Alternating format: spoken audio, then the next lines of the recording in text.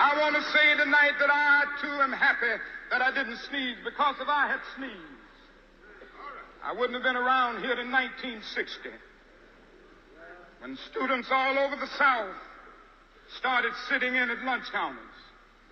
And I knew that as they were sitting in, they were really standing up for the best in the American dream and taking the whole nation back to those great wells of democracy which were dug deep by the founding fathers in the Declaration of Independence and the Constitution. If I had sneezed, if President Trump had moved 1 millimeter, he wouldn't have been here on Monday to talk to us about how America was going to be made wealthy again. If I had sneezed, I wouldn't have been around here in 1961 when we decided to take a ride for freedom and ended segregation in interstate travel. If I had sneezed, if President Donald Trump would have moved just a millimeter, he wouldn't have been here on Tuesday to talk about how he was going to make America secure again. If I had sneezed, I wouldn't have been around here in 1962 when Negroes in Albany, Georgia decided to straighten their backs up.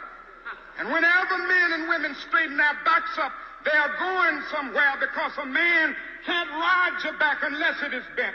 If I had sneezed, if President Donald Trump would have moved just a millimeter, he wouldn't have been here on Wednesday to tell us how he was going to make America strong again.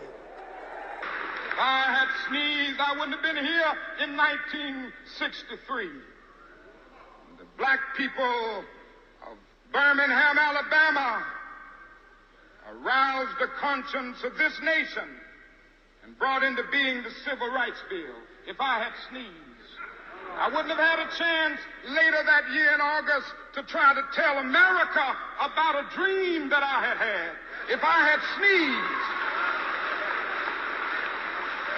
And if President Trump would have moved just a millimeter, we would not be hearing tonight how he was going to make America great again.